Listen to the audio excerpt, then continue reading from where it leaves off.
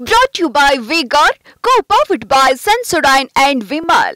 ಬಾಯಲ್ಲಿ ಹೇಳಿ ಕೇಸರಿ. Associate sponsor Ultratech Cement. MP ticket ಯಾರ್ಯಾರಿಗೆ ಮಿಸ್ ಆಗಿತ್ತು ಅವರೆಲ್ಲ ಈಗ ನಮ್ಮನ್ನು ವಿಧಾನ ಪರಿಷತ್ತಿಗೆ ಕಳಿಸಿ ಅಂತ ದುಂಬಾಲು ಬಿದ್ದಿದ್ದಾರೆ. ಅಂದರೆ ಈ ವಿಚಾರಕ್ಕೆ ಸಂಬಂಧಪಟ್ಟಂಗೆ ಮೂರು ಜನ ಈಗ ರೇಸಲ್ಲಿದ್ದಾರೆ. ಒಂದು ಕಟೀಲ್ ಅವರು ಬಿಜೆಪಿಯ ರಾಜ್ಯಾಧ್ಯಕ್ಷರಿದ್ದರು, ಟಿಕೆಟ್ ಸಿಕ್ಕಿರಲಿಲ್ಲ. ಇನ್ನು CT ರವಿ ಸೋತಿದ್ರು ಕೂಡ ಎಲ್ಲೋ ಒಂದು ಕಡೆಗೆ ಅವ್ರಿಗೆ ಟಿಕೆಟ್ ಸಿಗುತ್ತೆ ಅನ್ನುವಂಥ ಮಾತುಗಳು ಕೇಳಿಬರ್ತಿತ್ತು. ಆದರೆ ಕೊನೆಯ ಕ್ಷಣದಲ್ಲಿ ಟಿಕೆಟ್ನಿಂದ ವಂಚಿತರಾದರು. ಇನ್ನು ಮುನಿಸ್ವಾಮಿ, ಕೋಲಾರದ ಮುನಿಸ್ವಾಮಿ ಹಾಲಿ MP, ಆದರೆ ಟಿಕೆಟ್ ಸಿಗಲಿಲ್ಲ.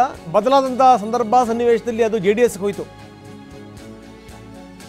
ಹೀಗಾಗಿ ಈ 3 ಜನ ಈಗ ರೇಸಲ್ಲಿದ್ದಾರೆ. ಯಾರನ್ನ ಕನ್ಸಿಡರ್ ಮಾಡಬೇಕು ಇದು ಸಂಗತಿ. ಇದು ತಗೊಳ್ಳೋಣ. ಇದು ಇನ್ವರ್ಟರ್ AC. ನೀವು ಗ್ಯಾಮ್ಲರ್ ಅಲ್ವಾ? ಗ್ಯಾಮ್ಲರ್ ಜೂಜಾಡ್ತಿರಲ್ವಾ? ನೀವು ಜೂಜಾಡ್ತೀರಾ? ಇಲ್ಲ, ಯಾರು ಏನು ಹೇಳಿದ್ರು ಅಂತ ನೀನು ಎಷ್ಟು ಕಾಸ್ಟ್ಲಿ ಹಾಗೂ ಡೆಲಿಕೇಟ್ AC ತಗೊಂಡು ಸ್ಟೆಬಿಲೈಸರ್ ತಗೊಳ್ಳಿಲ್ಲ ಅಂದ್ರೆ ಇದು ಜೂಜಾಟ ತಾನೇ. ಒಂದೇ ಫ್ಲಕ್ಚುಯೇಷನ್ ಗೆ ನಿಮ್ಮ ಇನ್ವರ್ಟರ್ AC ಪಾರ್ಟ್ಸ್ ಡ್ಯಾಮೇಜ್ ಆಗಬಹುದು. ಅದನ್ನು V-Guard ಉಪಯೋಗಿಸಿ ಸುರಕ್ಷಿತವಾಗಿರಿಸಿ. V-Guard, India's #1 stabilizer. Nalin Kumar Kateel ಅಧ್ಯಕ್ಷರಾಗಿದ್ದಂಥವ್ರು, ಅವ್ರನ್ನ ಕನ್ಸಿಡರ್ ಮಾಡಬೇಕಾ?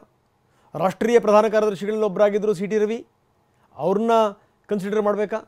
ಅಥವಾ ಇರೋವಂಥ ಸೀಟನ್ನು ಬಿಟ್ಕೊಟ್ಟಿರುವಂಥವ್ರು ಮುನಿಸ್ವಾಮಿಯವ್ರನ್ನ ಕನ್ಸಿಡರ್ ಮಾಡಬೇಕಾ? ಈ ರೀತಿ ಇದೆ. ರಾಜ್ಯ ಕೋರ್ ಕಮಿಟಿ ಸಭೆಯಲ್ಲಿ ಈ 3 ಬಗ್ಗೆ ಚರ್ಚೆ ಆಗಿದೆ. ಬನ್ನಿ, ನಮ್ಮ ಪ್ರತಿನಿಧಿ ಕಿರಣ್ ಈಗ ನಮ್ಮೊಂದಿಗೆ ನೇರ ಸಂಪರ್ಕದಲ್ಲಿದ್ದಾರೆ. ಕಿರಣ್, ನಾವು ನೋಡ್ತಾ ಇದ್ದೀವಿ ಈಗ ಹೊಸ ತಲೆಬಿಸಿ ಶುರುವಾಗಿದೆ BJPನಲ್ಲಿ. ಏನು ಅಂದರೆ ಯಾರ್ಯಾರು ಟಿಕೆಟ್ ವಂಚಿತರಿದ್ದರು ಲೋಕಸಭೆಯಲ್ಲಿ ಅವ್ರನ್ನ ಈಗ ವಿಧಾನ ಪರಿಷತ್ತಿಗೆ ಕಳಿಸಬೇಕು ಅಂತ ಹೆಂಗಿದೆ ಕಸರತ್ತು? ರಂಗನಾಥ್, ಲೋಕಸಭೆಯಲ್ಲಿ ಟಿಕೆಟ್ ವಂಚಿತರಾದಂಥವ್ರು ಈಗ ಮತ್ತೊಂದು ಅವಕಾಶದ ಒಂದು ಪ್ರಯತ್ನವನ್ನ ಮಾಡಿದ್ದಾರೆ. ಬಿಜೆಪಿ ಮಾಜಿ ರಾಜ್ಯಾಧ್ಯಕ್ಷ ನಳಿನ್ ಕುಮಾರ್ ಕಟೀಲ್, ಅದೇ ರೀತಿ ಮಾಜಿ ಸಚಿವ CT ರವಿ ಮತ್ತು ಹಾಲಿ ಕೋಲಾರ ಸಂಸದರಾಗಿರುವಂತಹ ಮುನಿಸ್ವಾಮಿ, 3 ಜನರು ಕೂಡ ಟಿಕೆಟ್ ಕೊಡಬೇಕನ್ನುವಂಥ ಒಂದು ಪ್ರಯತ್ನವನ್ನ ಬಿಜೆಪಿ ರಾಜ್ಯ ಘಟಕದ ಮೇಲೆ ಹಾಕಿದ್ದಾರೆ. ಅದರಲ್ಲೂ ಕೂಡ ಮಾಜಿ ರಾಜ್ಯಾಧ್ಯಕ್ಷ ಮತ್ತು ಸಂಸದ ನಳಿನ್ ಕುಮಾರ್ ಕಟೀಲ್ ಅವರು ಈ ಬಾರಿ ವಿಧಾನ ಪರಿಷತ್ಗೆ ತಮ್ಮನ್ನ ಪರಿಗಣಿಸಲೇಬೇಕನ್ನುವಂಥ ನಿಟ್ಟಿನಲ್ಲಿ ಬಹಳ ದೊಡ್ಡ ಮಟ್ಟದ ಒಂದು ಪ್ರಯತ್ನವನ್ನ ಮಾಡ್ತಿದ್ದಾರೆ ಅನ್ನುವಂತಹ ಮಾಹಿತಿ ಲಭ್ಯವಾಗ್ತಿದೆ. ಮತ್ತು ಬಿಜೆಪಿ ರಾಜ್ಯ ಕೋರ್ ಕಮಿಟಿ ಸದಸ್ಯರ ಮೇಲೆಯೂ ಕೂಡ ಅವರು ಸಾಕಷ್ಟು ಒತ್ತಡವನ್ನು ಕೂಡ ಈ ನಿಟ್ಟಿನಲ್ಲಿ ಹಾಕಿದ್ದಾರೆ ಅನ್ನುವಂಥ ಕೂಡ ಮಾಹಿತಿ ಸಿಗ್ತಾ ಇದೆ. ಯಾಕೆಂದ್ರೆ ನಳಿನ್ ಕುಮಾರ್ ಕಟೀಲ್ ಅವರು ಲೋಕಸಭಾ ಟಿಕೆಟ್ ಸಿಗದೇ ಇದ್ದಂತಹ ಸಂದರ್ಭದಲ್ಲಿ ಪಕ್ಷದ ನಿಷ್ಠಾವಂತ ಕಾರ್ಯಕರ್ತ ಅನ್ನುವಂಥ ರೀತಿಯಲ್ಲಿ ಅವರು ನಡೆದುಕೊಂಡಿದ್ರು. ಎಲ್ಲೂ ಕೂಡ ತಮಗೆ ಟಿಕೆಟ್ ಸಿಗದೇ ಇರುವಂತಹ ವಿಚಾರದ ಬಗ್ಗೆ ಯಾವುದೇ ಅಸಮಾಧಾನವನ್ನ ತೋರ್ಪಡಿಸಲಿಲ್ಲ.